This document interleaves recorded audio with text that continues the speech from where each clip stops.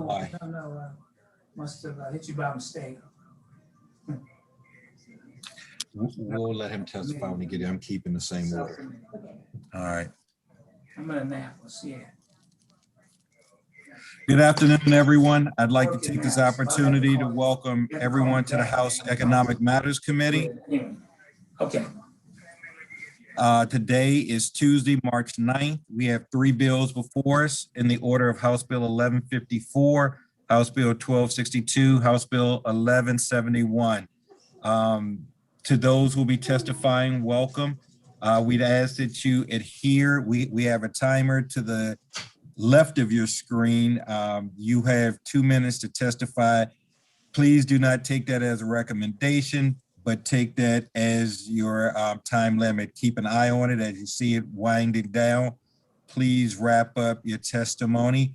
Also, the chat function, it's not for additional testimony or to rebut or refute anything that you might hear. Rather, it's for the members and staff to communicate with one another. With that, we will open up with Delegate Jackson and House Bill 1154.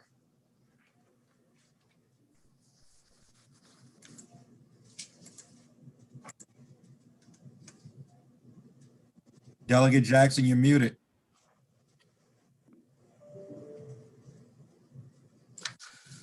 Good afternoon, Mr. Chair, Vice Chair, and fellow members of the Economic Matters Committee. The committee may remember last session it considered a bill, HB 1018, which requires the Department of Labor to develop mandatory guidelines for employers faced with having to reduce operations at their place of business. The bill was really centered on providing notification for elected officials, affected employees, in our communities when there's going to be a closure of a business, so that the involved stakeholders and surrounding areas have the ability to appropriately prepare and respond. Thanks to the great work of this committee, the bill ultimately was passed and was adopted. During the interim, a group of stakeholders led by State Chamber of Commerce met to discuss the technicalities in the bill that make employers' compliance with the mandatory guidelines a little bit more challenging. They brought forward legislative language that addresses some of these challenges without undermining the original intent, and that the bill that you have they brought forward legislative language that addresses some of these challenges without undermining the original intent. And that is the bill that we have before you today, which is HB 1154. The Chamber and its stakeholders also looped in the original bill's proponents to vet these changes and to ensure that they are all in alignment, which I'll touch on more in a moment. The bill does 3 main things: adds and clarifies some definitions throughout the statute, makes a change to the required notice given to elected officials by changing the notification from all elected officials to chief elected official of the local jurisdiction. And it mirrors some of the exceptions for providing notice outlined in the federal law. On the last point, I know there have been ongoing conversations between the proponents and the opponents of the bill, and I believe that they have come to some consensus amendments that we will be able to present to the committee shortly. So in the interest of time, I'm going to turn it over to Andrew Griffin from the Maryland Chamber of Commerce to share more about the concept and technical changes, as well as where there is consensus on the changes. Thank you, and I ask for a favorable report on HB 1154. Mr.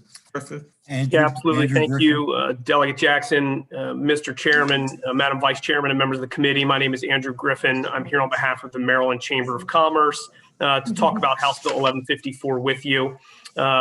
Like the bill sponsor mentioned, the bill that you all passed last year made some changes to the state's Economic Stabilization Act, and it strengthened the law by doing 3 primary things. One, it made a program that we had in the state previously, which was voluntary, mandatory.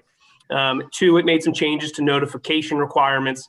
And 3, it instituted what is up to a $10,000 a day fine for non-compliance. And so it's really that switching what was a voluntary program to a mandatory program that created some compliance related issues within the wording of the statute. And so we formed a work group, took a look at and identified some low hanging fruit things that we thought would be easy changes, like the bill sponsor said, without changing the intent of what you all passed last year. That's the bill before you. Of the 3 items, first, like he said, definitions and clarity. There were some vague terms which existed in statute prior. 2, we are making an adjustment to notification requirements for elected officials. In the bill you all passed last year, there was a requirement to notify all elected officials for an employer for the jurisdiction in which they reside. That's being taken, that someone's going to have to notify everyone from a local city councilman all the way up to a sheriff and clerk of the court to the governor, which we know to not be the intent. And then third, I know I'm running out of time here quickly with my 2 minutes, but 3 exceptions which we're mirroring from federal law for a bona fide reason in which an employer may not be able to give the 60-day notice, which is required in state law. And those 3 exceptions are in your testimony, and I'm happy to talk about any of that at length. So with that, I'll conclude. I'm happy to answer any questions about the details, but I will urge a favorable report on House Bill 1154. And just one final thing I'll mention that the bill sponsor said, we do continue to work with the advocates of last year's legislation. I would say expect a handful of amendments to be attached to this bill shortly. Been let into the meeting. Okay, let's see what we got here. Let me check. Thank you. Denise, I see him. Okay. Thank you very much. All right. Bye. Denise. Any questions? Any questions of the sponsor or Mr. Griffith? If not, thank you very much. Michael Wilson. Hi, good afternoon, Chair Davis and members of the committee. Mike Wilson here today on behalf of the members of the United Food and Commercial Workers Union, Local 400. We represent over 10,000 members in Maryland who've been working on the front lines of the ongoing pandemic in grocery, retail, food distribution, law enforcement, and healthcare. As currently written, we oppose HB 1154, which we feel is an attempt to weaken legislation our members fought hard for last year to get enacted, giving teeth to the Maryland Economic Stability Act. As has been discussed, we are still talking to the chamber to try and work out amendments that will be agreeable to anyone, but just wanted to remind everyone what the rationale for doing this in large part was last year. At the end of 2019, hundreds of Maryland working families and the communities they support were hit with the devastating news right before the holidays that Shoppers Food was closing dozens of its stores in the state. This announcement was made right before the holidays and with only the notice required by federal law. Shoppers' parent company, SuperValue, based in Minnesota, had recently been acquired by an even larger out-of-state company, UNFI, based in Rhode Island.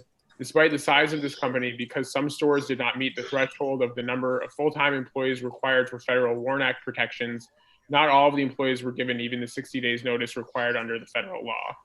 Because these employees were members of our union, we were able to fight for and negotiate some terms to ease their transition, but they were hurt by the fact that the Maryland Economic Stabilization Act at that time was just suggestions and not enforceable. These members came before you last year with their stories, urging you to make the stronger protections of the Maryland law enforceable. Working families across the state were served by the passage of that bill last year. Now these changes are being proposed that would make the Maryland bill no better than federal law that failed these working families. Many of these changes are designed to create exemptions and loopholes that will give other companies an excuse not to comply, further harming working Marylanders. From attempting to increase the number of employees needed in the state to adding a vague definition of permanent, attempting to allow companies to move locations and exempt themselves, and writing in large vague loopholes around companies seeking financing or other business circumstances. They're intended to shield large businesses from having to fulfill their obligations to their Maryland employees.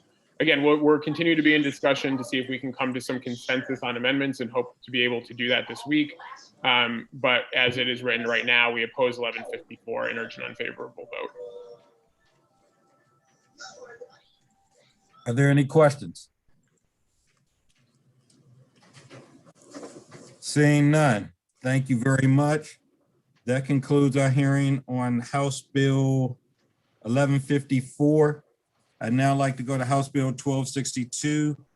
I believe Delegate Hornberger will be joining us later, so I'll go on his witness list, and when he arrives, we'll let him testify at that point in time, as this bill is not committee, and we're very familiar with it.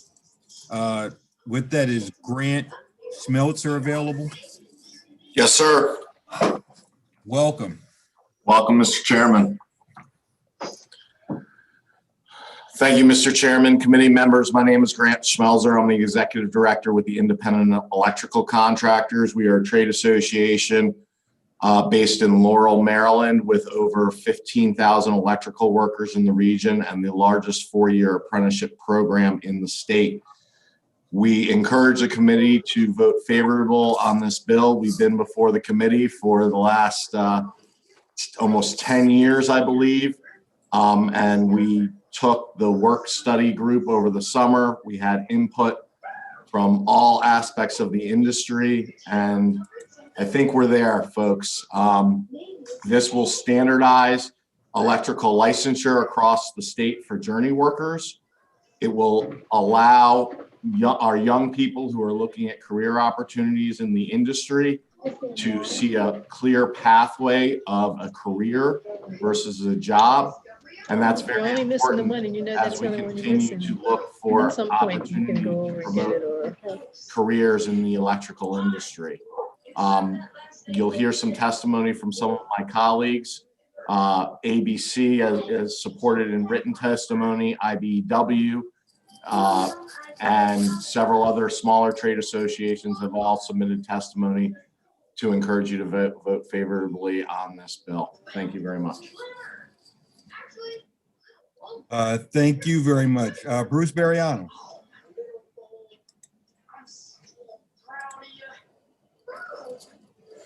Good afternoon, Mr. Chairman and members of the House Economic Matters Committee. Bruce Bariano, I'm here on behalf of the Maryland chapter of the National Electrical Contractors Association in very strong support of this bill. As you indicated, Mr. Chairman, this issue and bill has been before this committee for quite a long period of time. And it's my understanding that over the interim, the various stakeholders got together and really spent an enormous amount of time coming together, working out to really make some major improvements. And I think this bill's time has come. And we really hope that this bill is passed.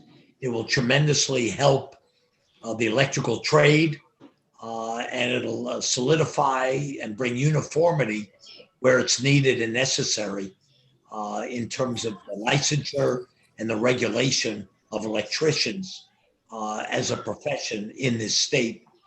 Would urge a favorable report. Be happy to answer any questions.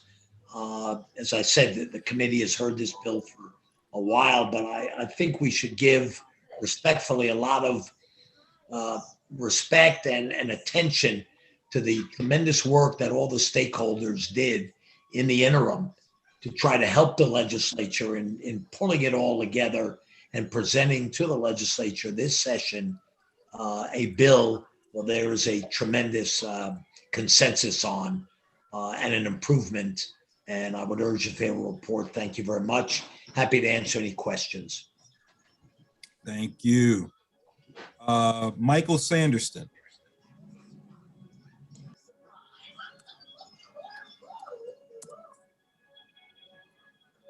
Are you out there, Michael?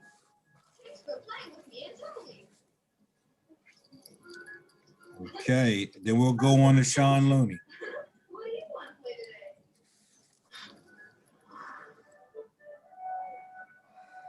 Sean, are you out there?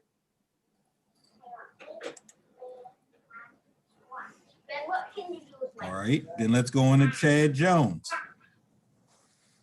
If you're out there, Mr. Jones, please unmute. I'm here. Can you hear me? Yes. Hi, I'm Chad Jones from Cisco Systems. I speak favorably with amendments on House Bill 1262.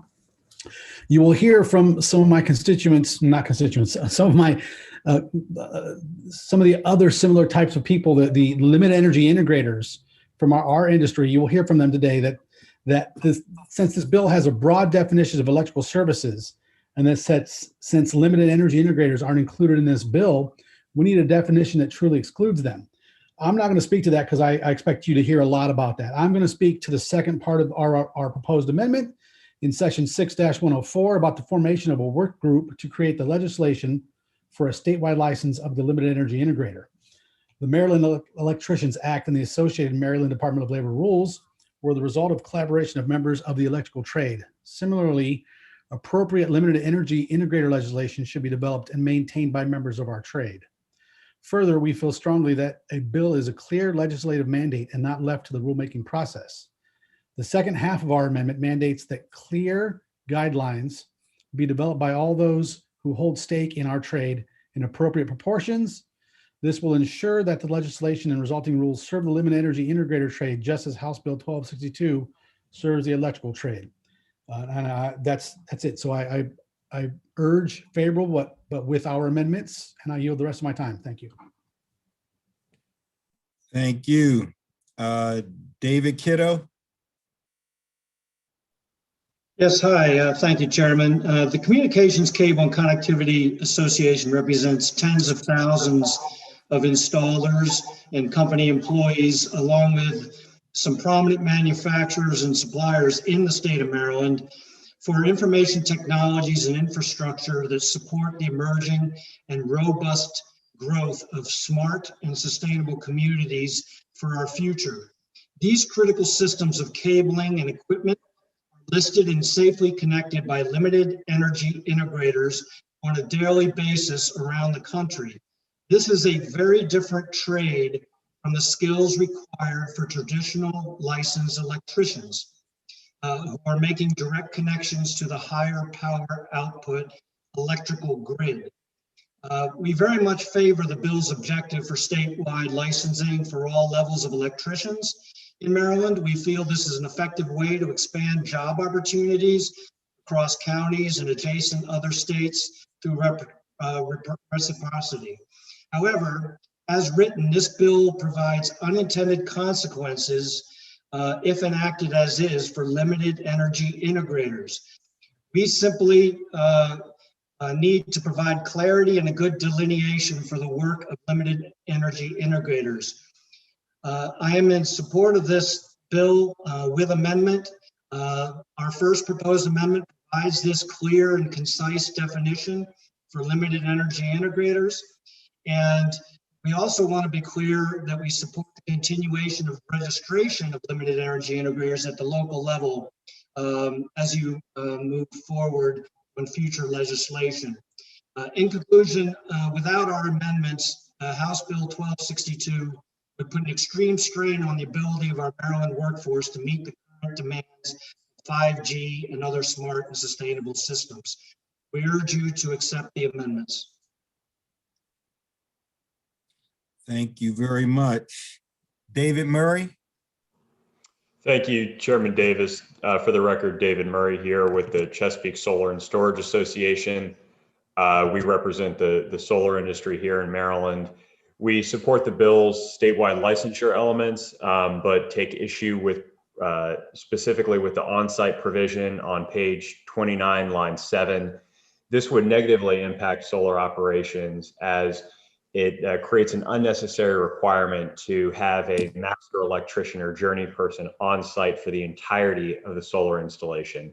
This means that this electrician or journey person will need to be there when installers are hoisting panels onto a roof, mounting a racking system, clipping in panels, activities that we already train workers for, but does not require the specific expertise of a master electrician or journey person. Currently, master electricians must closely review and sign off on every residential solar permit, and are later inspected by county officials for quality and safety before interconnection to the grid. It's a statewide practice here in Maryland, and frankly, the majority of the country, leading to over 65,000 successful installs without this on-site requirement in place. Again, we asked participants of the electricians work group for specific instances that showed this on-site requirement would be necessary for the solar industry, but were not provided any. After surveying our membership about this on-site requirement, companies could only point to Massachusetts as a state that has a similar requirement. And there it's created an artificial labor shortage among journey persons who are only interested in performing solar installations. In addition, it might slow the rate of solar installations as companies strive to hire journey persons or master electricians who are willing to engage on this type of work, but it will also increase the costs of the installations as this person is now required to be on site at all times. So in short, we urge you to adopt our proposed amendment as was submitted in our written testimony. Thank you. Steve Hill. Thank you, Mr. Chairman and members of the committee. Satellite Broadcast Communications Association supports with amendment HB 1262 regarding electrical licensure. The SBCA is the National Trade Association for the consumer-based satellite industry, representing satellite television and internet providers, including many local retailers and technicians. Many of our members are small independent businesses who provide critical communication services to thousands of residents throughout the state of Maryland. SBCA will support HB 1262 with amendment to properly define our industry and similar organizations in order to ensure that we are fairly regulated. The bill as currently written does not expressly define low voltage, and we're concerned that without it, our members would be required to be licensed beyond their scope of work. By adding the amendment, it allowed the legislature to clearly define the work of electricians without unfairly harming businesses whose installations include items such as home entertainment, satellite systems, and many other emerging technologies which fall under the limited energy umbrella.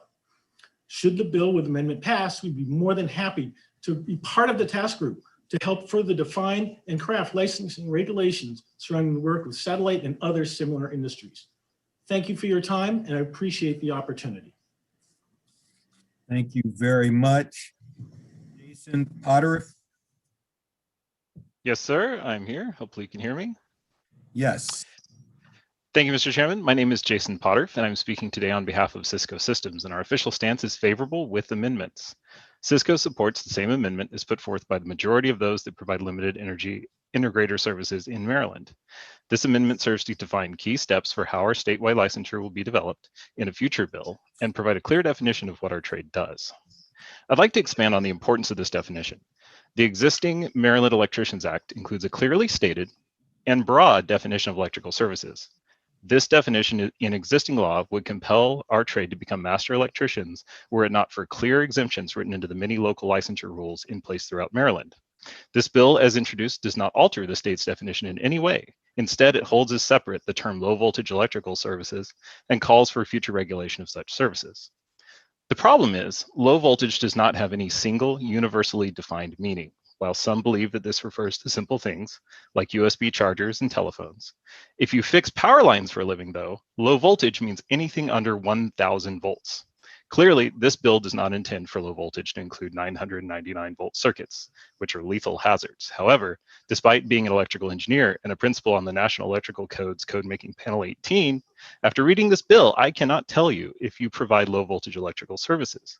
This is because the term low voltage is a relative term, which is undefined in the context of the bill.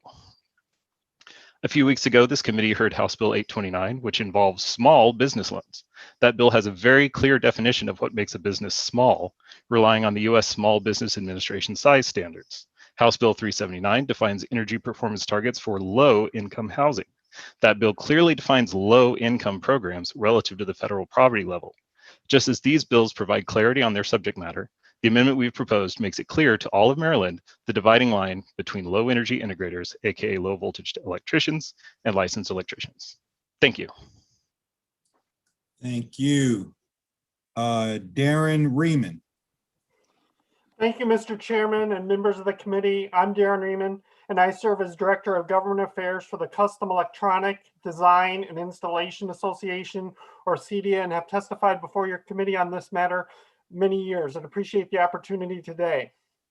CEDIA is the professional trade association representing companies that specialize in designing, installing, and integrating technology systems for the home, including limited energy systems like home automation, home networking, communication systems, media rooms, and home theaters.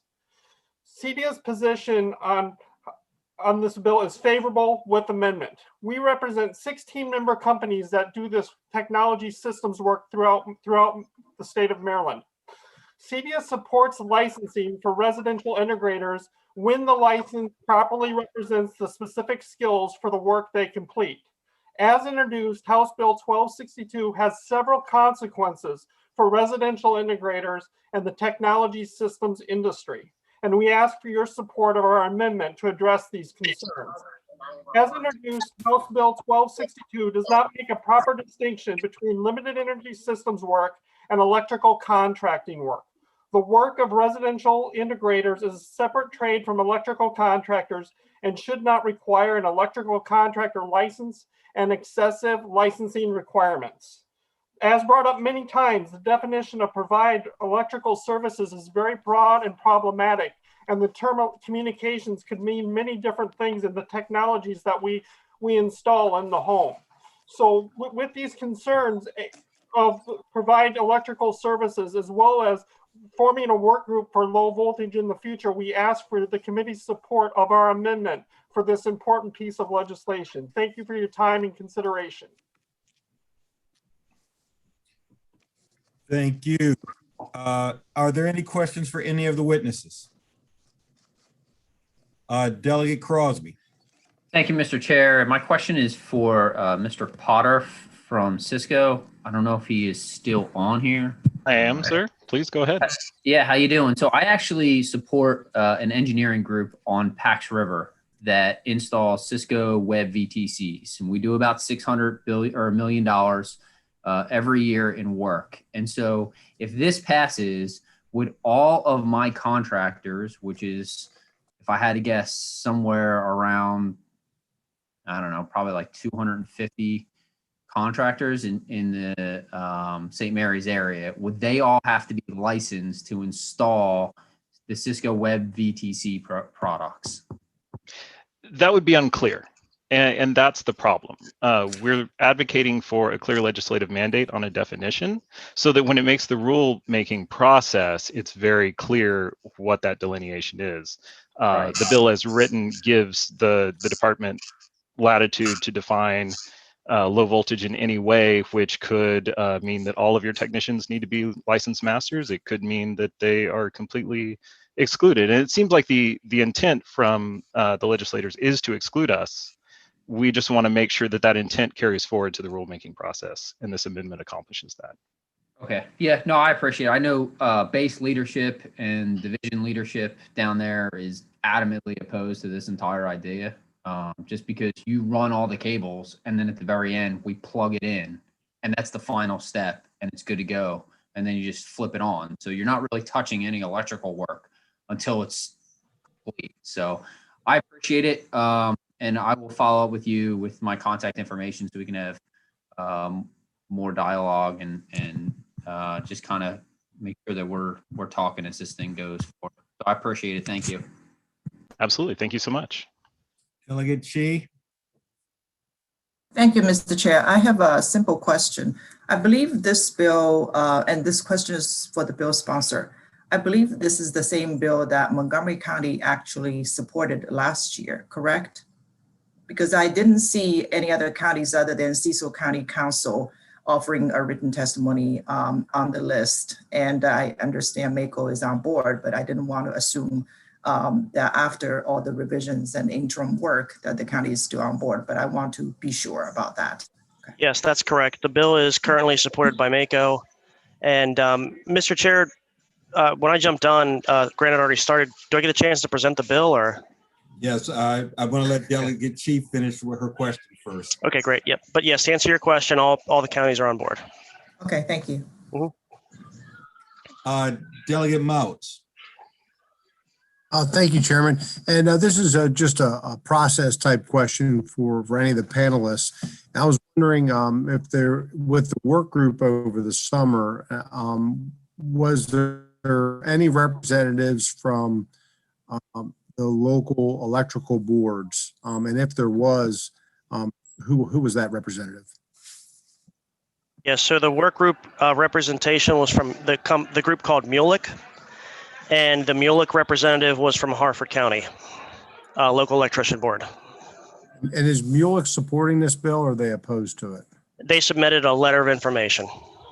Okay, thank you. We adopted all of the recommendations from their representative. Okay, thank you. Delegate Hornberger, would you like to finish us up? Yeah, just real quick to bring it home, Mr. Chair. Thank you. For the record, Kevin Hornberger, HB 1262, Maryland Electricians Act. The bill is supported by MACO, Department of Labor, and builds on the consensus that was came to on the work group over the interim. What the bill does, the bill provides a journeyman's license and a master's license statewide, also creates an apprentice license and a pathway for electricians to get licensed. There was a lot of talk by the low voltage cohort. They were included in the process. However, that cohort struggled with even coming up for a name for themselves. You probably heard today, low voltage integrator, class 2, class 3. So what we did is we said, well, if everyone agrees on the regular electrician part, we'll move forward with that part of the bill. And in good faith, we've put in the bill to have another work group to sort out what I'll refer to as the integrator crowd. That's why I'm happy to say that they're all here supporting this bill as written. And in terms of the concern that was brought up by the solar manufacturers, this bill creates a pathway in a 2-year window to where if you've been doing this work already, you can immediately notify the Department of Labor and you will be issued a journeyman's license. So the idea of that there's not enough folks doing this or that's going to create a labor shortage is erroneous. And all those folks that are already working will automatically be granted without testing, without a onerous ability to get that journeyman's license and meet that requirement. And to be quite honest, we don't want someone connecting a huge grid into the power station and into the grid there itself. So this bill creates safety. It addresses all the concerns that have come up, and it leaves a 2-year window for the integrator crowd to get together and sort out what it is that they want. And we're asking for a favorable on this bill, and it's cross-filed in the Senate under Senator McCray. So thanks so much. I'd love to take any more questions. Delegate Turner. Yes, thank you, Mr. Chair. This is for the sponsor. I was taking a lot of notes here, and I have 1, 2, 3, 4, 4 people that you're on your panel. They all said they support this bill with amendments. Did you accept all of the amendments, and did you think it's going to enhance this bill and make it a great bill, or what? Everybody said amendments. I don't know if you was on here at the time, but yes, 1, 2, 3, 4 people that spoke already said, I support this bill with amendments. Did you accept all of their amendments? Yeah, so to answer your question, Delegate Turner, that's a good one. Thank you. Those folks right now, because we could not reach consensus with the work group, they asked for another study to be done to identify what exactly it is that they wanted. And if you notice, they had different views on what that amendment should be. So that work group will address it in the next 2 years. And they also didn't want to be licensed in the meantime. So, they brought up these scenarios where, hey, we could be required to get a license tomorrow. And we did not change any of that. In other words, it's completely status quo for their operations and their businesses as are.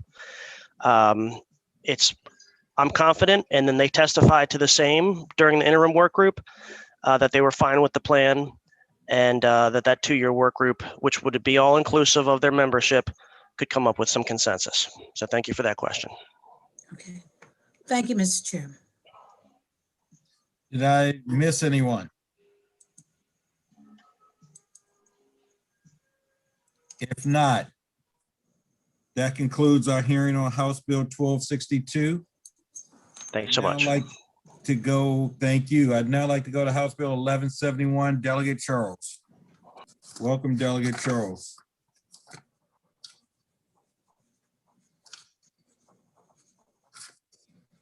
Are you muted, Delegate Charles? He's There we muted. go. I'm unmuted now. Thank you, Mr. Chair. Mr. Chairman, Vice Chair, and members of the Economic Matters Committee, thank you for the opportunity to come before you today and introduce House Bill 1171, the Maryland Employee Protection Plan for Vaccine Refusal. For the record, I am Delegate Nick Charles, and I am asking for a favorable report on this critical piece of legislation. As you all know, we are living in a very peculiar time right now. The coronavirus has devastated our way of life, and it has taken away some of our closest friends and some of our closest family members. We have watched some of our favorite businesses shutter their doors and watched the redefining of what it means to be a frontline worker. Colleagues, as I move forward, I want you all to know, and I want to make this clear, this bill is not an anti-vaxxer bill at all.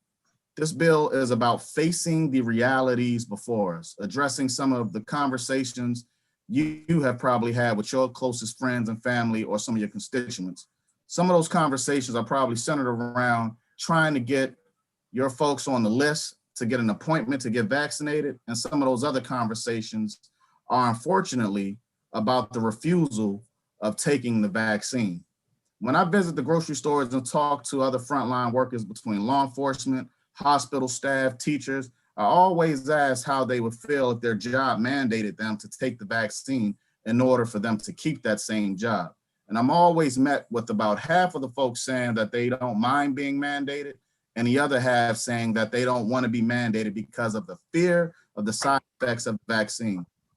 In Prince George's County alone, we have 118,000 Prince Georgians on the waiting list who want to be vaccinated. I think it's very critical that we focus on the folks who make sure the folks who have put their names on the list to be vaccinated, give them the opportunity to get the vaccine and get them protected first before we worry about mandating any vaccines. What this bill would do will put a 2-year moratorium, not a full-time moratorium, but a 2-year moratorium on all employers, both government and private industry, for mandating vaccines for workers while protecting those employees from lawsuits, those same employers, from lawsuits, and from the same employees who refuse to take that same vaccine. It's about choice and it's about time, colleagues. Most vaccines have a developmental timeline of over a decade. Even fast-track vaccines average over 7 years in development.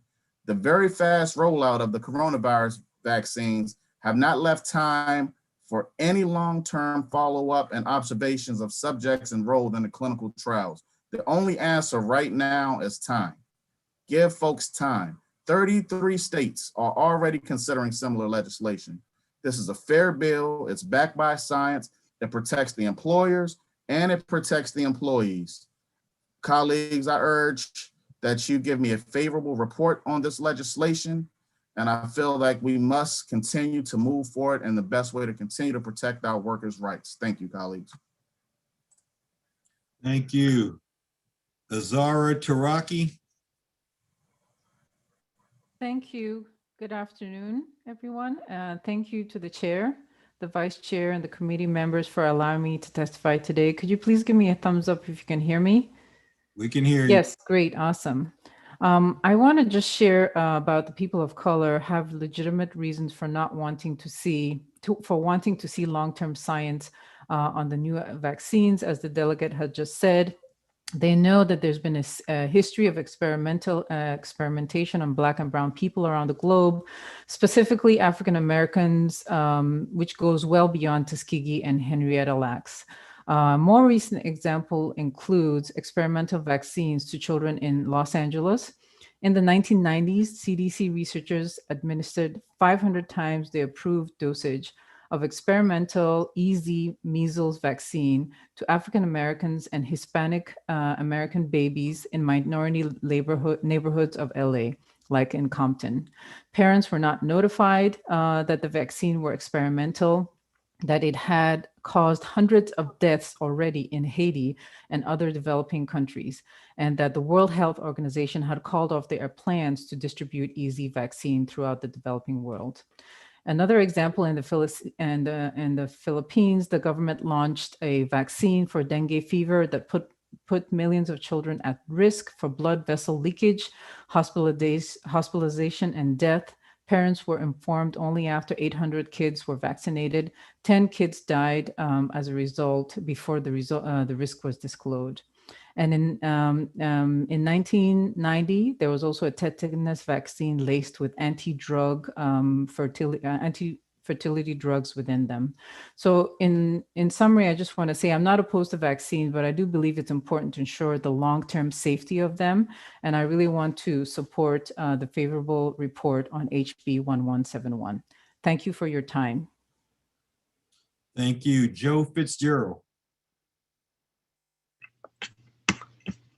Hi, good afternoon to the chair, vice chair, and members of the committee. Thank you for letting me testify this afternoon. I want to inform the committee about VAERS. VAERS is the Federal Vaccine Adverse Event Reporting System. According to their website, VAERS is a national early warning system to detect possible safety problems in United States licensed vaccines. VAERS is co-managed by the CDC and the FDA. The VAERS numbers are updated on Fridays, and according to the most recent report pulled on this past Friday, March 7th, VAERS data on the coronavirus vaccine is as follows. A total of 29,110 reported reactions. Of these reactions, there are 1,265 deaths, 886 life-threatening injuries, 479 permanent disabilities, 2,743 hospitalizations, 4,980 emergency room visits, 3,888 office visits. These numbers only reflect the cases that are actually reported. Medical personnel are not mandated to report vaccine injuries to VAERS as it is a passive reporting system. And in my 28-year nursing career, I was never educated about this system. In 1998, the FDA approved and CDC did recommend a rotavirus vaccine for infants called RotaShield.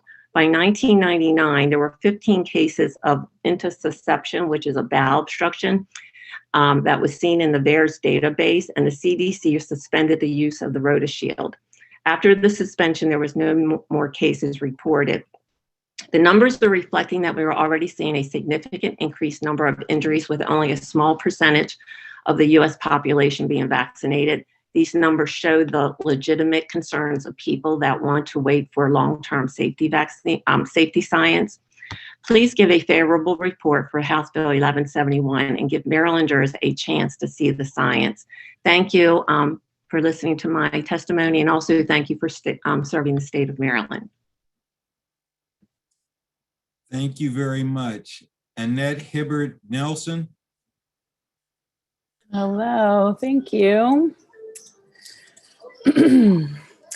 Hello, Chair, Vice Chair, and esteemed members of the Economics Matters Committee. I'm here today to urge you to vote in favor of this bill. I help run a small nonprofit school, and this bill would help our organization immensely. I'm going to list reasons of support of this bill, and please refer to my written testimony for the evidence to support these. We are a cooperative school, and parents have a lot of input regarding policies at the school. If parent pressure required us to mandate the vaccine, we very well might lose members of our staff. If we have to fire a staff member because they refuse to be vaccinated, they could sue us. They probably wouldn't win, but the legal fees alone would destroy our budget. If we mandated it and an employee had a vaccine injury, they would only be able to sue us for damage. Vaccine manufacturers and governments are not liable for any injury. This bill provides protection for workers too. Historically, governments and the medical community have marginalized Black, Indigenous, and people of color and not let them make their own medical decisions. Our organization, like many others, is actively striving to diversify our staff. We don't want to be in the position of not being able to hire a person of color because they wish to wait and see further studies of the COVID vaccine before getting it. And as a currently all-white board of directors, it feels insensitive and inappropriate to tell a person of color what medical procedures they should receive. And in regards to community spread, the FDA says on its website that the scientific community does not yet know if the vaccines will reduce transmission of COVID-19.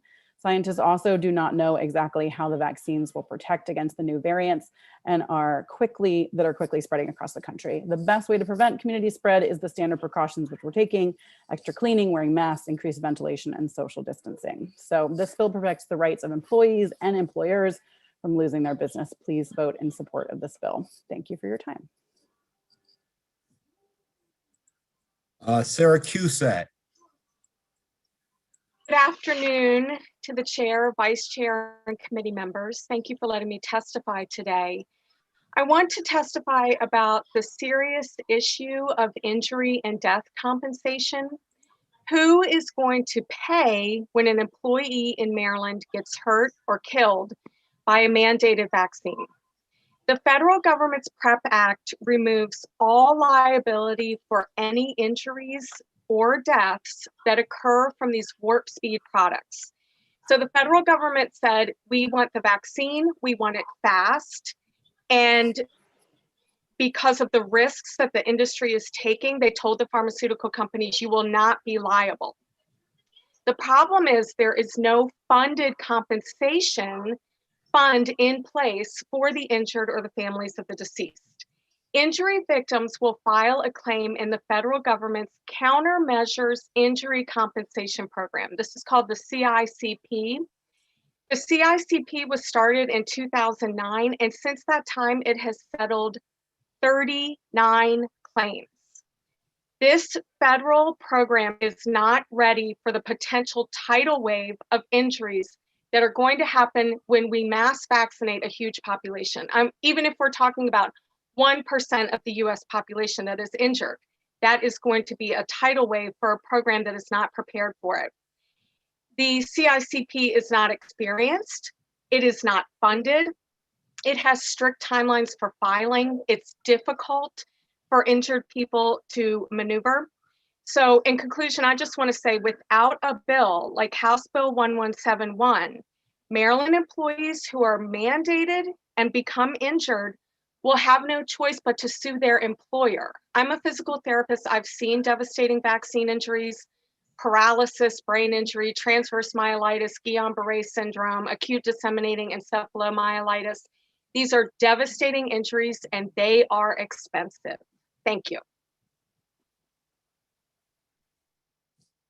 Thank you. Megan Montgomery. Good afternoon, Chairman Davis, Vice Chair, and members of the committee.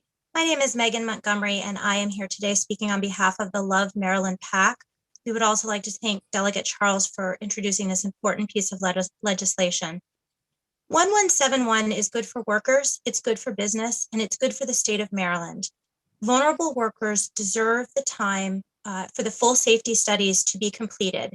And for Pfizer and Johnson & Johnson, that is 2 years. Pfizer started their safety study in December of 2020, and Johnson & Johnson's is started when they were approved this past week and is expected to last 2 years, about 2 years. Both Pfizer and Johnson & Johnson's FDA submission, as we've heard, point out that we do not know if these vaccines reduce the spread, reduce transmission, contagion, or infection. We also don't know what the long-term side effects are, which is why we need the 2-year safety studies. And Johnson & Johnson's vaccine submission specifically says that the vaccine reaction for some people may be worse than getting COVID. The science is changing every day here. We are seeing yesterday or the day before, Austria had to throw out a whole batch of vaccines because they were a bad lot. Australia just totally pivoted and changed their vaccine program, moving from AstraZeneca's vaccine to other vaccines because they were seeing some issues with those vaccines. This is just happening so quickly. Workers deserve time. As we've also seen, this bill protects businesses. I can tell you, as somebody who runs a business, I know that our very fancy and frankly very expensive legal counsel has told us that they recommend their employers not mandate this vaccine at this time because of liability, but are small businesses getting that? And finally, we're seeing healthcare workers at the rate of about 40% choose not to get this vaccine. These people are not anti-science, they're not anti-vaccine, they've dedicated their lives to healthcare sciences. So in conclusion, the Love Maryland PAC is pro-safety, we're pro-science, and we're pro-HB 1171. Thank you for your time. Carol Adams. Good afternoon, Chairman Davis and members of the committee. My name is Dr. Carol Adams, and I urge a favorable report on HB 1171. As a doctor with more than 40 years in practice, I fully support this bill. We all know COVID-19 has been a serious disease with deadly consequences for far too many members of our community. However, the vaccines that have been developed have not had long-term safety and efficacy studies yet. There are counterindications and conditions that give people hesitancy about receiving a relatively untested medicine. I've spent my entire career serving low-income, underserved communities, and many economically vulnerable people have a lack of trust in new and unproven procedures. Many experimental medicines have failed them in the past, and they are taking a wait-and-see approach to getting approval. For employers to force people to choose between getting a vaccine that's not fully approved or losing their livelihood is an unconscionable position for people to be put in. We're not able to tell people this is absolutely safe and 100% effective yet, but we can only say that we came up with it quickly and will continue to work for full approval by the FDA. The mRNA vaccine is totally new technology with no solid medical evidence yet that it reduces a vaccinated person's ability to transmit the disease. There's no community protection from these vaccines, making them unique and different from the traditional vaccines that are mandated to protect not just the vaccinated individual, but the broader society as a whole. These vaccines are approved only for emergency use and will not be fully approved probably for several years. Employees in the state of Maryland deserve the benefit of time and assurance before being economically coerced into getting an experimental medicine that's not been fully studied and fully approved. Thank you for your time. Thank you. Matarsh Olson. Thank you so much for hearing my comments today. I support HB 1171. I'm concerned about new vaccines deployed more quickly than usual that have not completed the official trials that will give us an adequate picture of their effectiveness and safety. I have noticed people have experienced severe injuries right after receiving COVID-19 vaccines.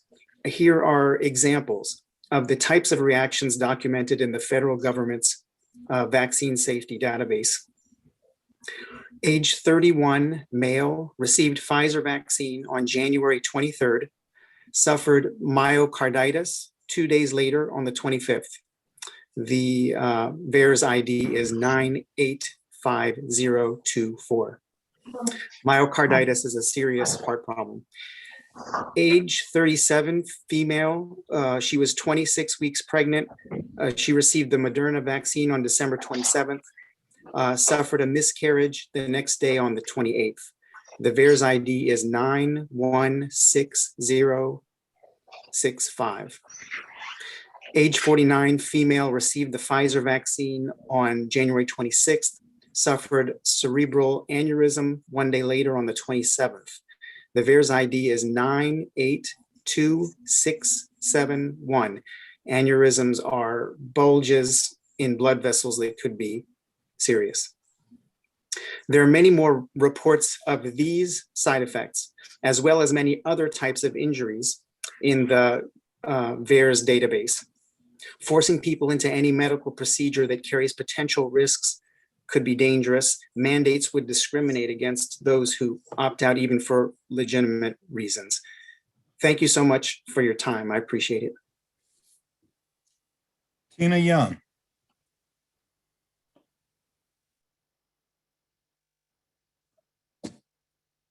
Is Ms. Young with us? If so, unmute yourself. All right, let me go on to Ted Meehan.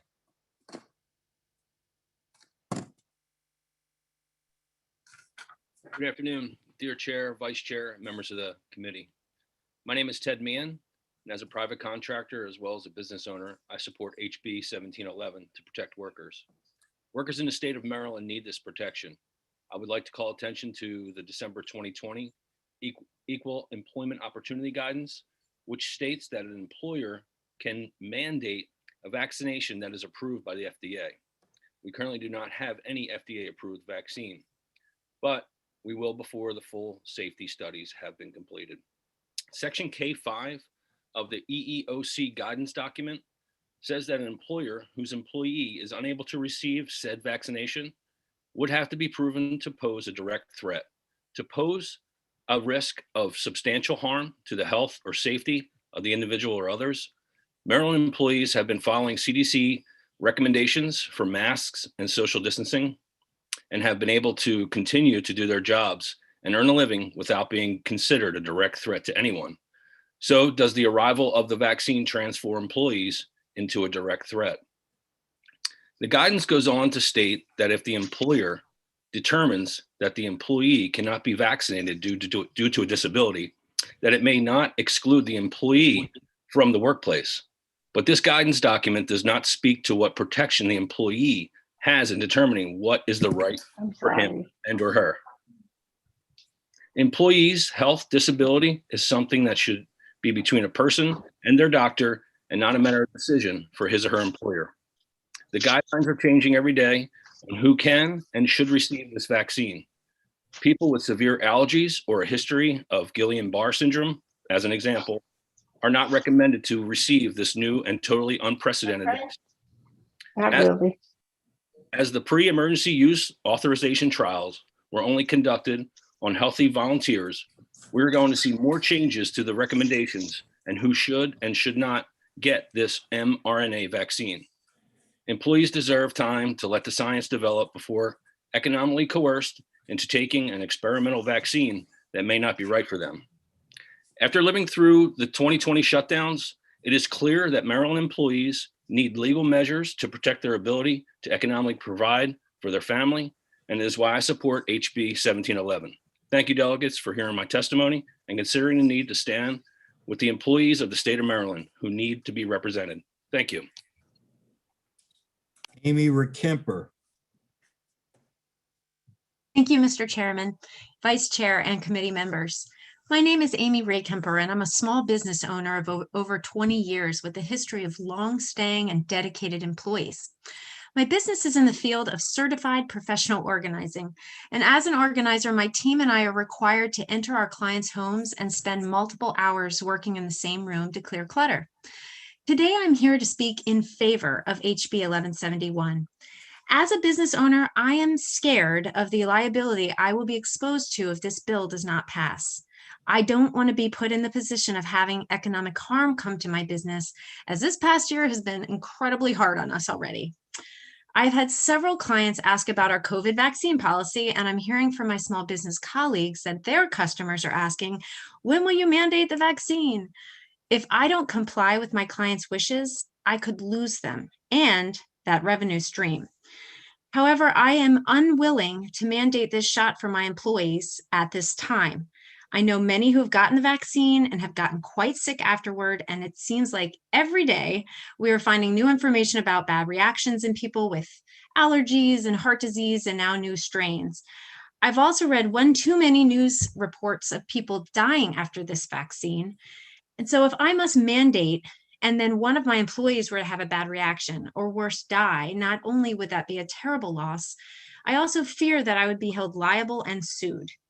My small business would likely fold, taking not only my life's work, but also half a dozen professional jobs down with it. This vaccine rollout happened so quickly, I think too quickly, and we simply do not yet know enough about its safety.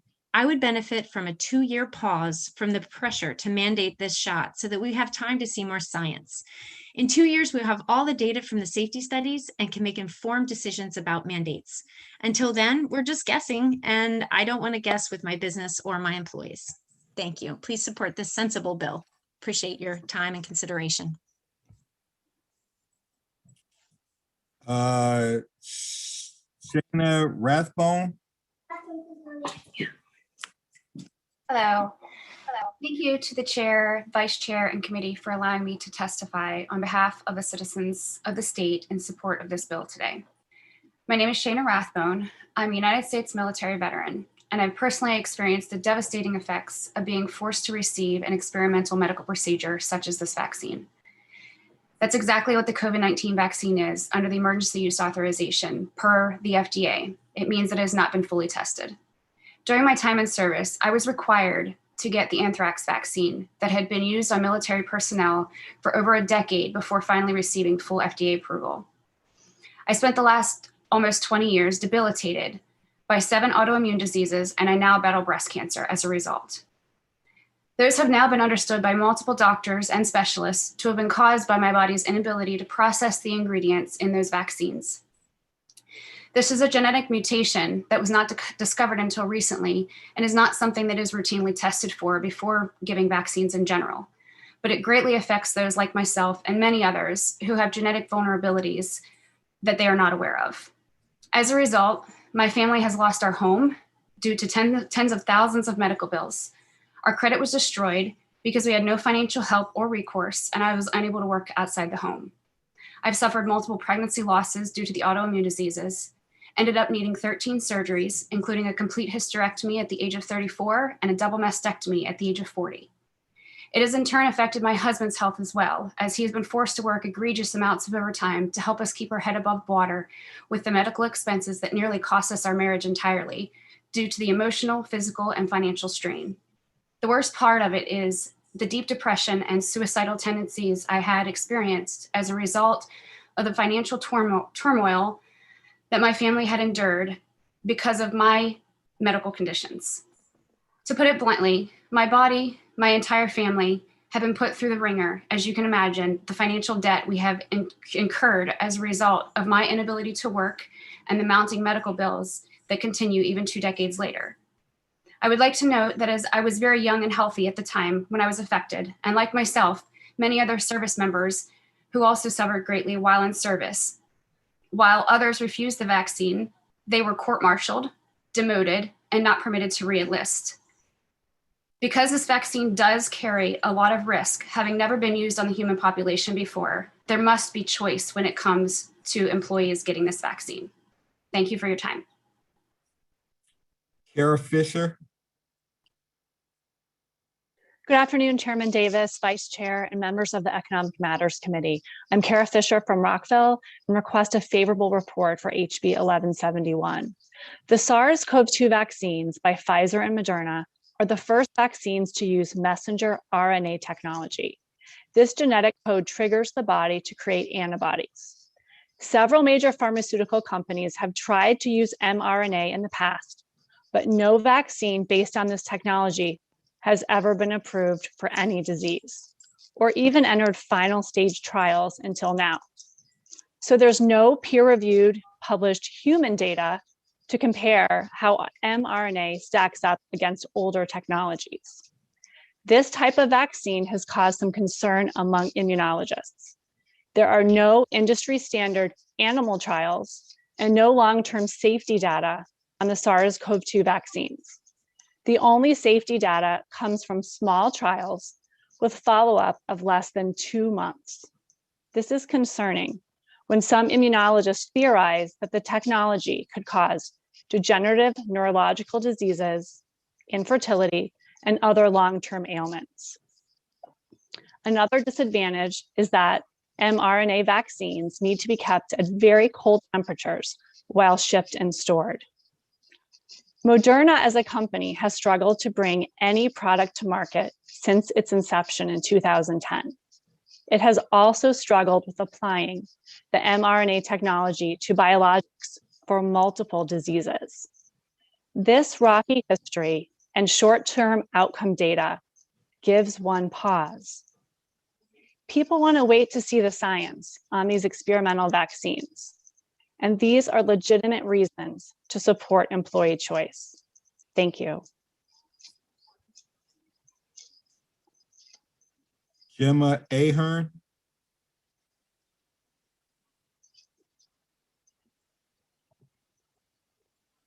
Is Ms. Ahern with us? If not, Renee Bress.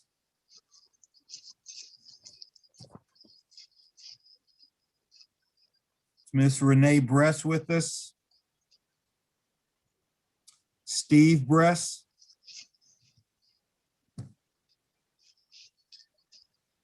Laura Arnold. Yes, hello. Thank you to the chair, the vice chair, and the committee members. My name is Laura, and I hope to encourage you to support this bill to protect employees from being terminated based on their medical vaccination status. We need our medical freedom protected now more than ever before. Employers should not be allowed to force a medical procedure specifically mandating the mRNA shot, which has not yet been fully approved and has had over 1,000 deaths and 29,000 adverse reactions. I do not believe that the employer should have the power or the authority to force any medical procedure. My husband has been a faithful, hardworking employee and a public servant in the law enforcement field for 12 years. He was told he had to get the shot, and if he declined, then he might be fired. And that is troubling for a single income family with 2 small children. He loves his job and serving his community, and he would hate to be fired over this issue. I think of all the other essential workers who may be facing the same medical discrimination based on their medical, religious, or personal beliefs, and their jobs need to be protected. Thank you for hearing our story, and I hope that you can help pass this bill to alleviate our stress, protect us, and to show Marylanders that you will uphold our freedom. Devon Reagan.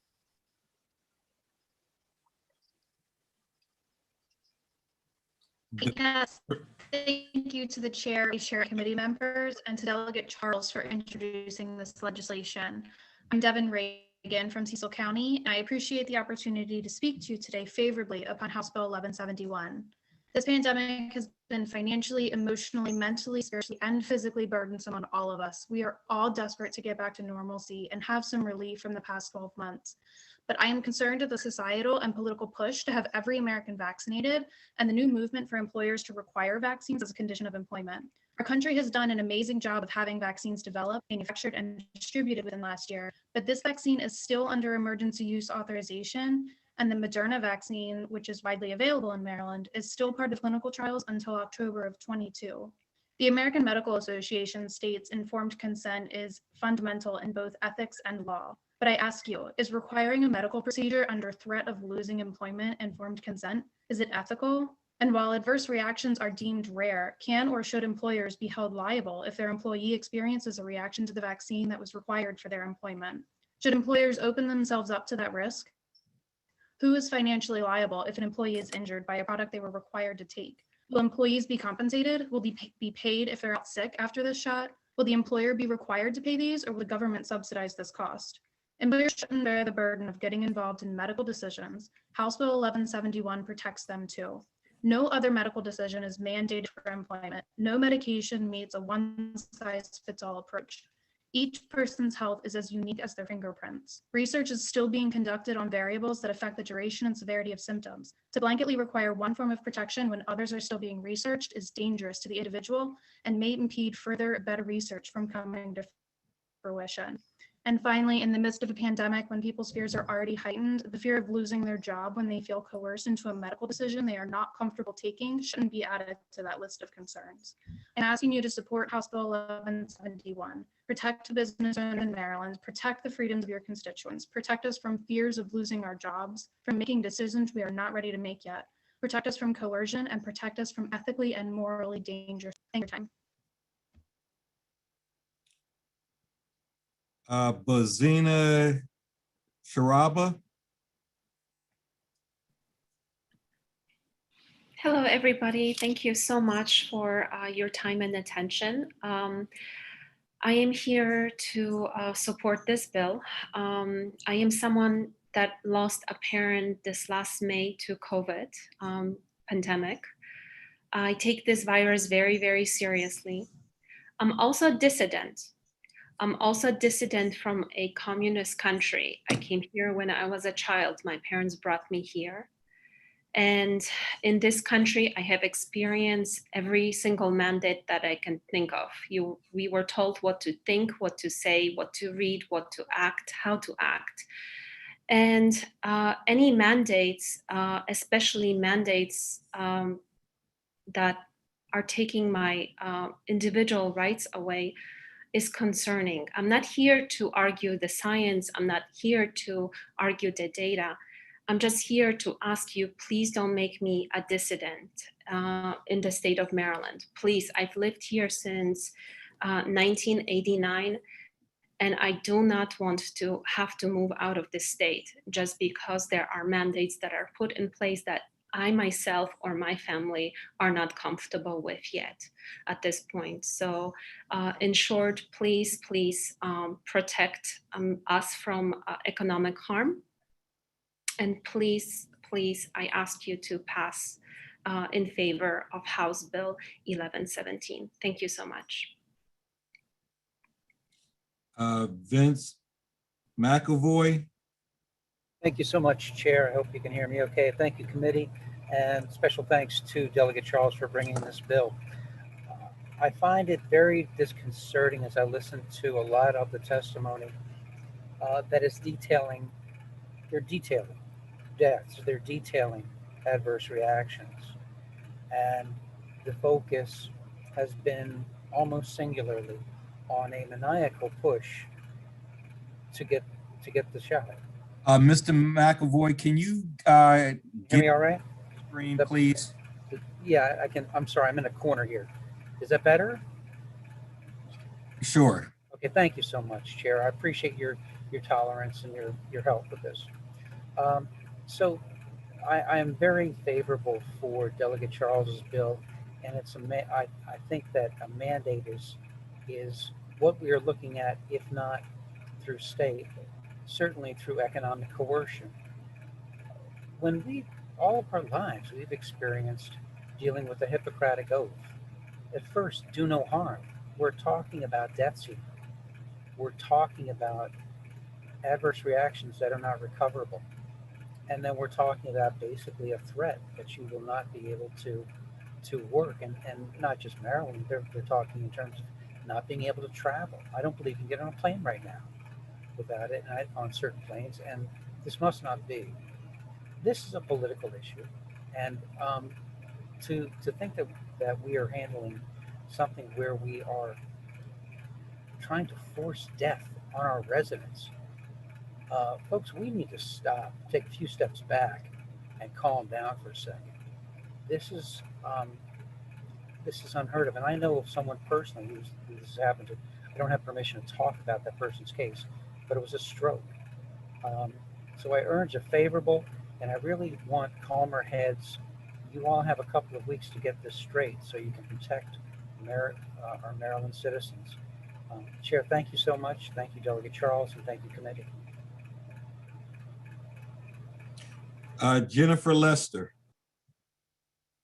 Good afternoon, Chair, Vice Chair, and committee members. Thank you very much for the opportunity to speak on House Bill 1171. I'm urging the committee to report a favorable report on this legislation. I own a law office, and I have represented small businesses throughout the state of Maryland for the last 15 years. And I've also represented individuals in employment matters and other matters as well. I think that a lot of what I'm going to say, I put in my written testimonies. I'm not going to repeat it. And other testifiers have brought up issues related to injuries and the need for additional time to determine the safety of these COVID vaccines. However, I do want to point out that small businesses in Maryland have bared the brunt, the economic brunt in many ways of the COVID-19 response, including the shutdowns. And for any law that would require employers to mandate a COVID-19 vaccine, that again would place the brunt of the economic harm on small businesses. The PrEP Act, it's a federal government act that precludes any liability from falling on vaccine manufacturers, for medical providers, or governments in the administration of the COVID-19 vaccine. What that means is any injuries that result from administration of the COVID-19 vaccine will again fall on the employers who are forcing, in some situations, requirement to get the COVID-19 vaccine. And this will hurt small businesses. You've heard about the VAERS data. There are quite a few number of injuries. Again, employees who are injured after the vaccine, they miss days from work, they're sick, they can't go to work, and that is an economic burden that our small businesses just cannot bear. So I am asking that this committee report favorable passage of this bill. Thank you very much for your time. Hamali Vora.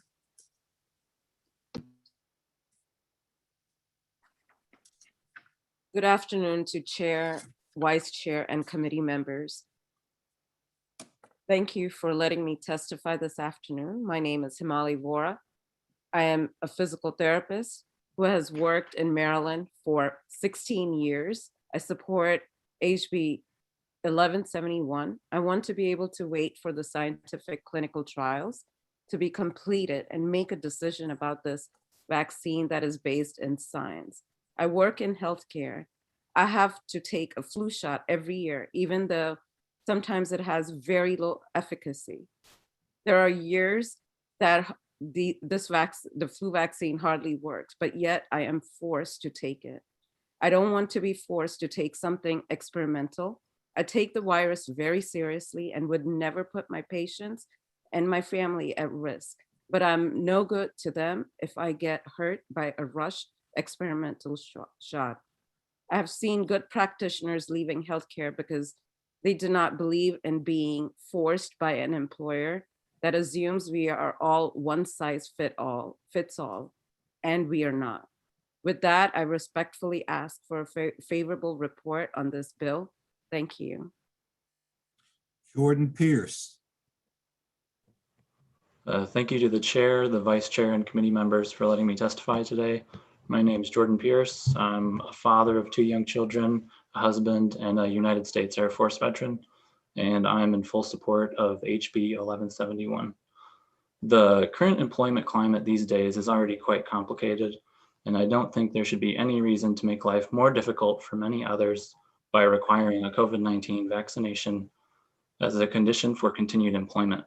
I personally would be in fear for my job if my employer decided on a COVID-19 vaccination mandate, just because I do not want to receive the COVID-19 vaccine, which is not FDA approved, is still in clinical trials, and does not have any long-term safety studies, doesn't mean I or anyone else should potentially lose their job and not be able to support a family. Also, if a COVID-19 vaccine was required for employment, it will bring up questions and concerns that have been previously mentioned, such as who would be financially liable if an employee is injured by the vaccine, because the vaccine manufacturers are not liable. And would the employees be compensated by the employer to get paid for sick time for any injuries incurred from the required vaccination? I am thankful for this bill and the protection of freedom that it stands for, and I don't think Americans should ever be forced into a medical situation that they don't want to be in, as it is an encroachment of our overall freedoms. Thank you for your time. Nancy Wallace.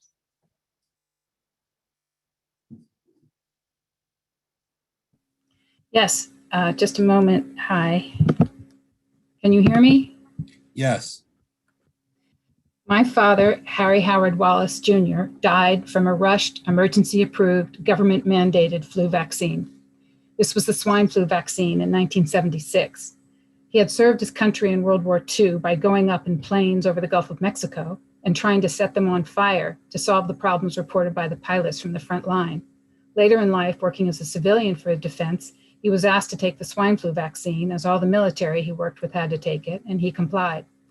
6 weeks later, in December, he got a simple upper chest cold, and the 2 antibody systems, which had not had time to be tested together in the rushed approval, created Guillain-Barré nerve paralysis. I stood outside the glass wall of the ICU at Sibley Hospital and listened to the doctor screaming, Mr. Wallace, can you hear me?" as my father slipped into a coma. After 20 minutes, he came out of the coma, recovered some, and then died later from the secondary Parkinson's. He lost his golden retirement years after working 40 years, and my mother lost her life partner for her golden years. 600 people, Americans, died from this vaccine. I realized that based on my father's antibody reaction, my sister's dangerously high allergy reactions, as she always has to carry an EpiPen, and my own hospitalization last September from a hyperallergic reaction to just a skin scrape with 6 IVs a day, that I shouldn't take a rushed, emergency-approved flu vaccine. I support vaccines completely, as long as they're completely tested and voluntary, and I've taken several. We don't require people to get the regular flu vaccine for employment, although it kills 40,000 people a year, and we vigorously protect employees who are HIV positive. There's a famous painting of the founders at the Constitutional Convention with George Washington standing in the center, his arms outstretched, holding a draft of the Constitution. You can probably call it to mind.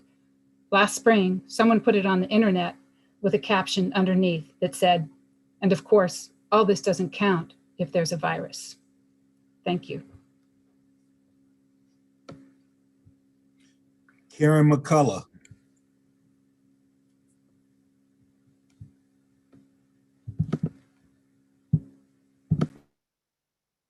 Is Ms. McCullough with us? Not. Jennifer Rosenthal. Good afternoon. Thank you to the chair, vice chair, and committee members for the opportunity to speak today. Like many others, I am here to express my strong support for HB 1171. Aside from the obvious reasons of not wanting to be excluded from the workforce and this type of situation being devastating financially for my family in the long term, I just wanted to remind each of you that in our country, we have a long history of pharmaceutical products that were rigorously tested and approved by the FDA and then subsequently recommended by the CDC that were later recalled and pulled from the market. This is why the people want to see long-term safety data.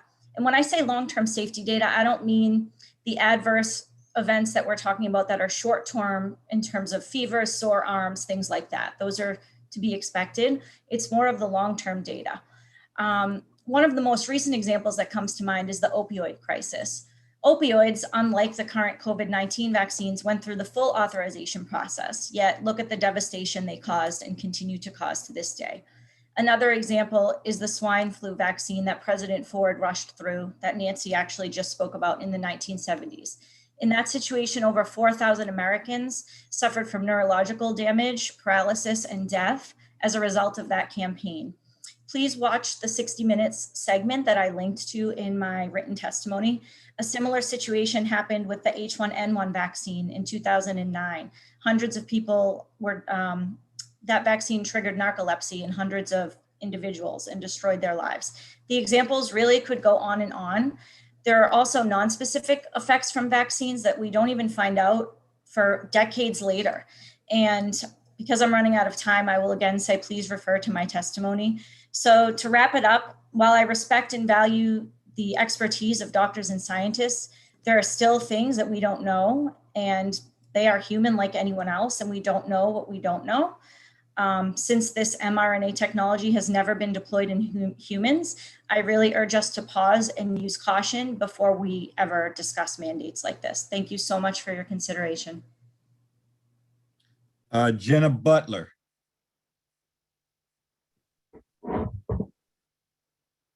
Hi, I'm here. Thank you, Chair Davis, Vice Chair DeMay, and committee members for hearing testimony on this bill today. I also want to really thank Delegate Charles for bringing this issue forward.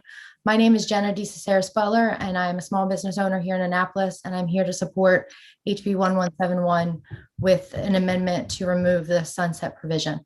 The last thing any Marylander needs is one more health or employment concern, and this legislation is critically important. I want to urge the committee to please reread my written testimony, as there are urgent concerns about these vaccine companies that I don't want the committee to miss. To highlight a few, this is Moderna's very first product ever brought to market. Pfizer has a history of billion-dollar fraud settlements, and Johnson & Johnson is also going to be spending billions of dollars on settlements related to its contaminated baby powder and its role in the opioid epidemic. The collective corporate track record speaks for itself, and Maryland workers and businesses should be protected against it. It would be unethical for workers to be forced when it comes to products from any of these companies. And I hope that the committee and Delegate Charles will move HB 1171 forward and remove the sunset provision. Thank you for your time. Thank you. I see initials, but I don't see a name. From the Maryland Freedom Keepers, MDFK, FKU. Hi.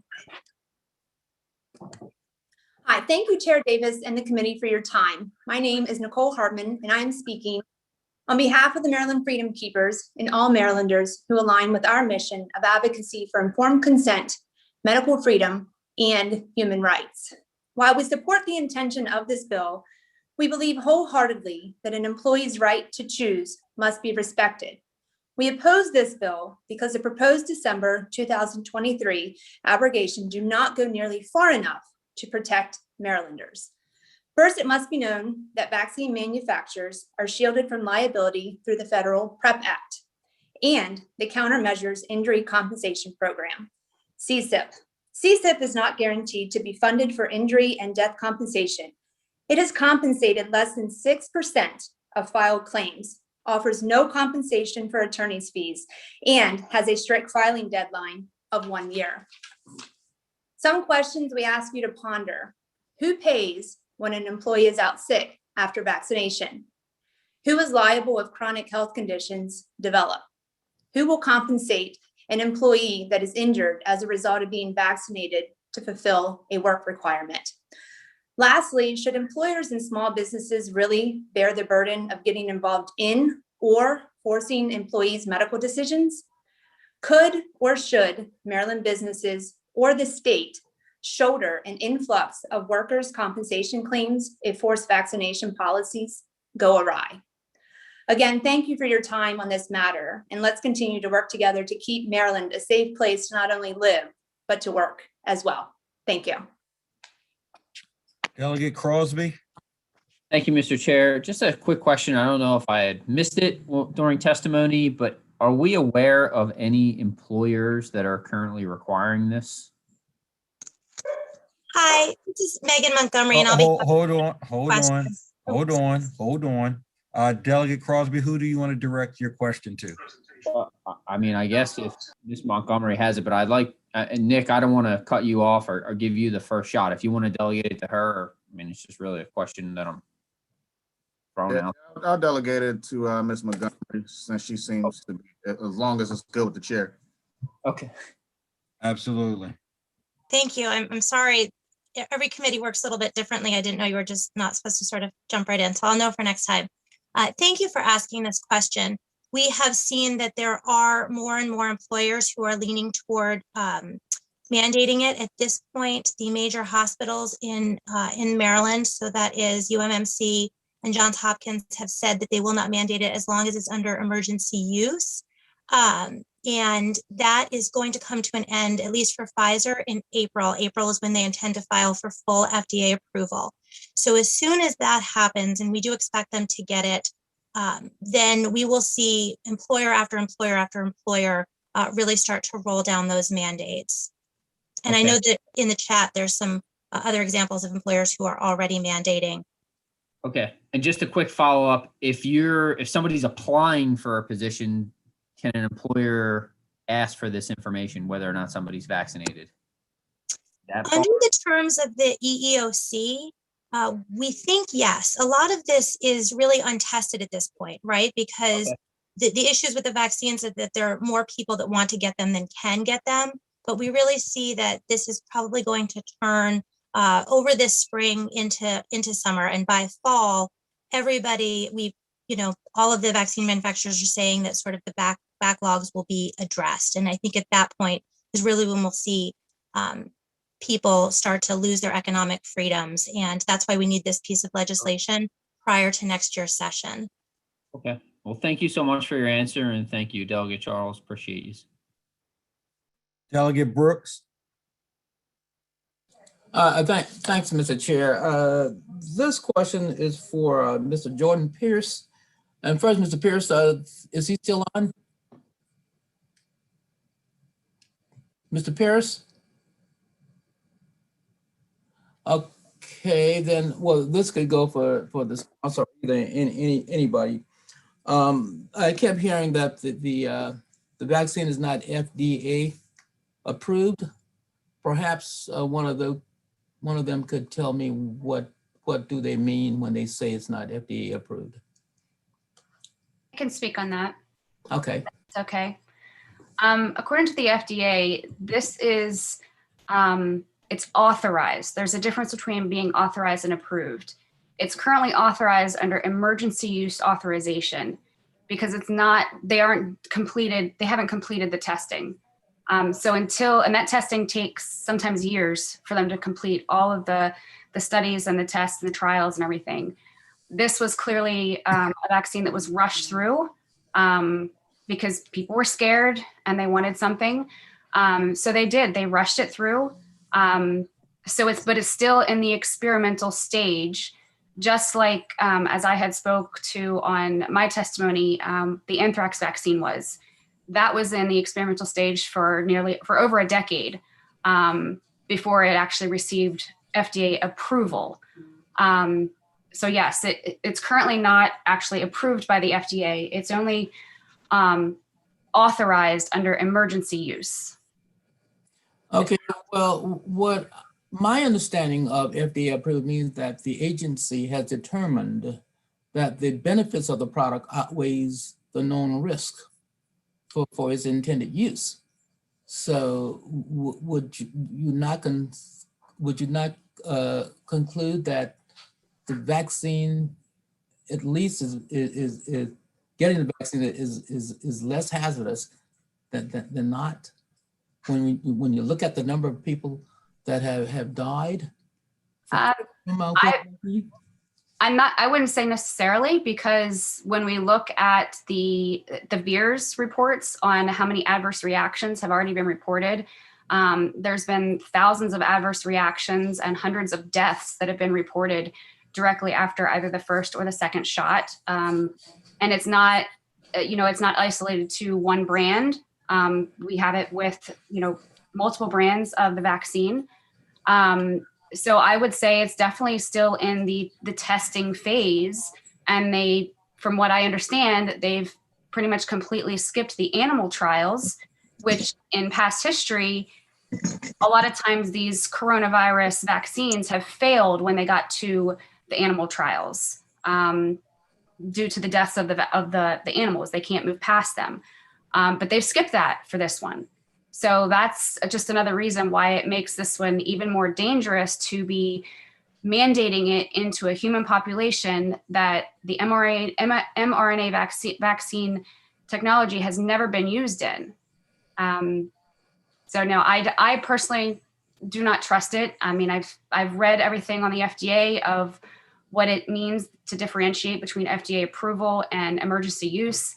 I've read the VIIRS reports, the studies, the trials. Even in the trials, they only included healthy people. So they didn't include anybody that had an autoimmune history, allergies, or anything like that. It was only healthy individuals that it could even participate in the initial trials. So now we're releasing it into a population that many people have many underlying conditions, including autoimmune diseases. And lastly, so would you encourage or discourage any of your loved ones from getting the vaccine?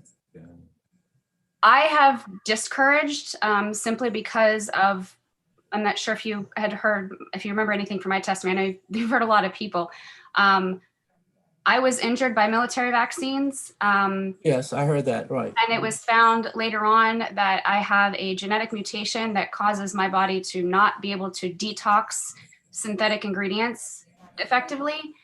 I'm homozygous for that mutation, meaning that my children could also have copies of that.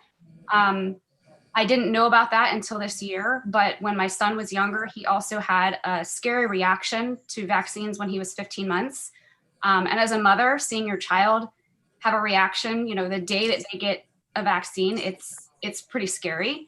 So I personally, with my children anyway, because I know that they carry my genetic makeup too, I would not recommend it to them. And I recommend everybody understanding their genetic makeup before they do stuff like this, because unfortunately, I didn't know, when I was first joined the military, they didn't know about the genetics side of things. So they didn't test for anything. But they do now. And, I'm still paying for it 2 decades later. So we don't know enough. Okay, well, I appreciate your service, and I just appreciate your service. Thanks very much. Thank you. Chair. Delegate Chi. Thank you, Mr. Chair, and I appreciate all the witnesses testifying. I understand the spirit of this bill, but a couple of questions I have is, one, I think we all can agree that there is really no such thing as 100% efficacy in spite of the claims or whatever. So what would be an acceptable level of safety for the advocates here? Would you say you should never mandate anything or require anything from employers? If it's a safety concern of the level of safety from health perspective, then what would be an acceptable level, right? Because I heard quite a few arguments along those lines. And the other is, what if the job actually requires human interaction, like in healthcare or some in-person interaction, and you have a high likelihood of being infected or infecting others? Would it also not be reasonable for the employer to say, you need to get vaccinated to protect yourself and others, just like you have to put on PPE or whatever, right? Of course, PPE doesn't have the kind of effect a vaccine could potentially have. So, and I'm just along those lines, I'm wondering why there are no opposition voices listed here. Because I took a quick look and there's like dozens of people all in favor. If this sounds like such a controversial, complex issue, and I'm just wondering who are the opposition voices? And maybe, the question could be better for the sponsor than others. Thank you. Mr. Chair, to answer the first portion of Delegate Chief's questions, I'd like to pass that on to Ms. Sarah Cusack, and then I can follow up on the question in regards to any opposition, being that I've worked with countless folks prior to bringing the bill forward. Thank you, Delegate Charles. To answer your question, Delegate, the point of the bill is to let the scientific trials be completed. So far, Moderna, Pfizer, and Johnson & Johnson, they will all be completed by the end of 2022 or the beginning of 2023. So I'm not opposed to getting the vaccine, but I am concerned about the rush. And so we've never had a situation like this where a warp speed operation, a fast-tracked vaccine. And so what the bill is asking is just to let the trials be completed. And so I also work in healthcare. I am mandated in a hospital to get a flu shot, but that has gone through, it went through the average time to be created, and it went through the average time to be studied. So I think it's a very different situation. Mr. Chair, is it okay if I answer that Sure. last portion of a question? Yeah, so Delegate Chi, thanks for the question. But I had the opportunity prior to introducing the bill, I reached out to the Maryland Hospital Association and got a chance to talk with them. And, one of the things that came out is nobody's going to mandate anything right now, at least from their side. I got to talk to the Maryland Retailers Association because a lot of their folks are on the front line. And some of the things that I got back from them was showing me some stories about some of the grocery stores incentivizing folks getting the vaccine. So they don't want to mandate it either. And then I've got a chance to talk with some of the folks from the teachers union for the state, Maryland Educators Association. I got to talk to some of them. I got to talk to, I sent an email out to all of the unions, all of the workers unions. And so a lot of the folks are showing support with no mandates right now because of the same situation. Even with the Hospital Association, only about 40% of their staff have voluntarily taken the vaccine. And these folks work every day in the healthcare field, you know, close proximity to folks who have already contracted the coronavirus, and they are still not willing to take the vaccine right now. And that is based on a lot of the information that's out there right now. And we have to make sure, even us as legislators, we have to make sure that we get the governor's office to do a better job with letting folks know all of the issues associated with this as well. I think the more people know, the better off we'll be.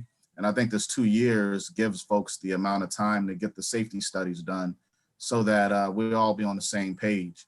As you heard in my testimony, we have 118,000 people in Prince George's County right now who are on the waiting list who want to get the vaccine. We have tons of people who want to get it. Folks across Baltimore City delegation and Prince George's County delegation just did a joint hearing together to make sure that we call out the issues with not enough vaccines being distributed to our communities. But at the same time, we have to protect those who don't want to take the vaccine. And it's unfortunate that they don't. I've taken it. I want my family to take the vaccine, but there's just the reality that's faced, that we have people in our community that don't want to take it. And we have to make sure we protect those folks from any ability of being fired. So that's my take on it, Delegate Chi. If you want to take it offline and have more further discussion, I'm more than willing to do that as well. Delegate Impalaria. Well, Delegate Charles, I've been here for 17 years, and this is the first time I'm going to say this, but I'm going to thank you very much for speaking for me and bringing this panel of people who really do know what they're talking about. Now, my first question is, and I think you've answered, you're not against people taking the vaccine. You're against people being forced to take a vaccine. Is that correct? Just simple yes or no? Yeah, this is about those who are scared right now that don't want to take the vaccine. This is about protecting those folks from being fired from their jobs under this 2-year moratorium. So yes. Now, you see a doctor like I see a doctor. Do you consult with your doctor when you see him? In other words, your doctor tells you something, you have a conversation about it. Explain to him why. And at the end of that conversation, you either say yes or no. Is that what you do with your doctor when you speak to him on different things that might be good or bad for your health? Yeah, I do. That's correct. Yeah, I mean, me and my doctor fight all the time, you know, and the reason is why doesn't that surprise us? I'm gonna tell you, but you know, if there's a side effect, I get it. I can't take aspirin. My father told me years ago, he said, take this Prilosec, you can eat whatever you want. My father died from esophageal cancer because he took Prilosec. Me, on the other hand, I changed the way I operate. I changed the way I lived. I changed the way I ate. Doctor fought with me. I should take blood pressure medicine. I had every side effect from that blood pressure medicine you could have. My life was miserable. Instead, I changed my weight. I changed what I ate. I changed all those different things, which brought my blood pressure down. And that's what this is really all about. And I think that's what you're trying to get to. People have the right to consult and decide what's right for them or not right for them. So at the end of the day, I want to thank you for bringing this very important bill. And yes, people have already been told that they have to take the shot or do not show up for work, and they have lost their jobs, and many in the medical field who I've talked to. So thank you, because we need this bill. This is a very important, not just for this vaccine, but for anything going forward. So thank you. Are there any other questions? Seeing none. Thank you all very much. That concludes our hearing for 71. That is the bill hearings for the day. I want to thank all of our witnesses for testifying, sharing their perspective, and as well as our bill sponsors. Delegates, be on the lookout. We do not have any other scheduled bill hearings for the week, but we do have a number of subcommittee meetings planned. So with that, thank you all very much.